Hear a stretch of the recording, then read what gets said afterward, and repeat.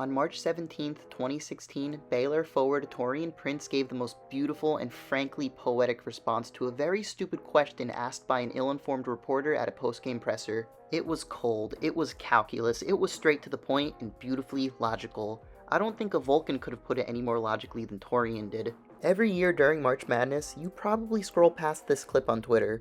It's always good for a laugh. But what led up to this moment? Well, prior to the legendary quote, there was a basketball game. Taurean's Baylor Bears faced the Yale Bulldogs in the first round of the tournament. Baylor was the 5th ranked team in the country entering the tournament, and Yale was 12th. So with that said, Baylor was the favorite to advance. But of course, it wouldn't be March Madness without an upset, and that's exactly what happened. Yale won this game 79-75.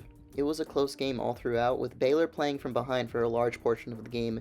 They rallied at the end, but after a late turnover and a few free throws, Yale won by 4 points. Yale also won the rebound battle, as they grabbed 36 rebounds to Baylor's 32. Is that eye-popping or surprising? I mean, not really. Oftentimes the winning team usually wins the rebound battle. Rebounds are vital in winning basketball.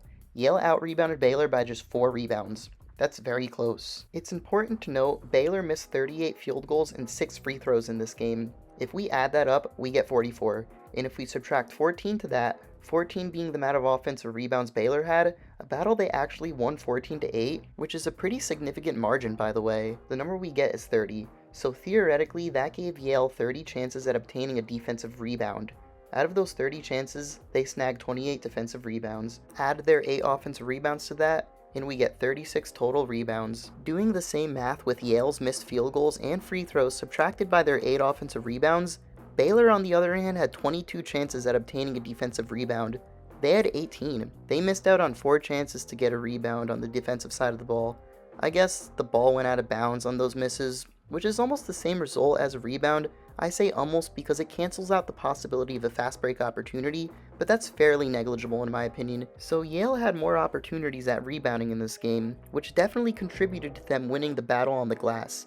But all things considered, Baylor wasn't too far behind them at all. It's also important to note, according to total rebound percentage, Yale was the 2nd best rebounding team in Division I men's basketball during the 2015-2016 season. So given all the information, what does that tell you? Well, it tells you Yale was an elite rebounding team in college basketball during this season, and during their upset against Baylor, they had more chances to get rebounds due to Baylor shooting a mere 44% on 68 attempts, which in turn tells you that Yale out-rebounding Baylor by just 4 rebounds isn't at all eye-popping. But with all that said, after the game, of all questions this unnamed reporter could have asked, this is what he conjured up. How does Baylor get out-rebounded by Yale? How's that happen? Are you directing that towards anyone? Gentleman who just talked about getting out-rebounded.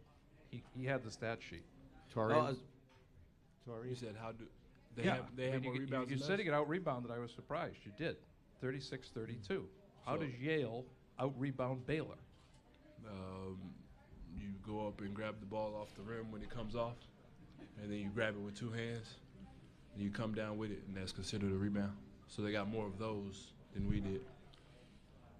Absolutely beautiful. Poetic even. You know that meme about the Indian guy who explains things on YouTube in great, thorough, clear detail?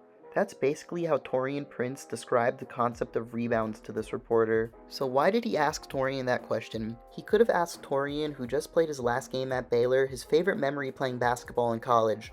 Or he could have given him props for the great game he played, and asked him how he feels about his future in the NBA. But it's simple. He did it to embarrass him with total crap.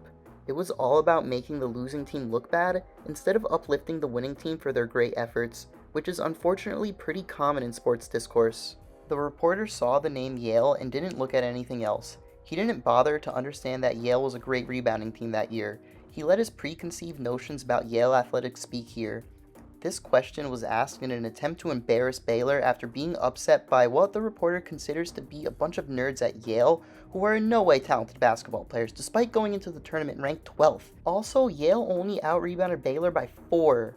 This guy asked that question like Baylor got absolutely destroyed on the glass. It was a 4-rebound margin, bro. Chill. So this reporter tried to embarrass Taurean Prince and the Baylor Bears with a stupid question, and thanks to Taurean's quick thinking, sharp sarcasm, and crushing logic, he spit at that man with a straight, cold face.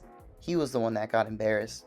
and it made for a moment that will live on forever in college basketball lore. Taurean Prince went on to have a very good NBA career as a solid role player for many teams. He's currently on the Bucks, but for better or worse, he'll always be remembered for this amazing answer to a universally stupid question.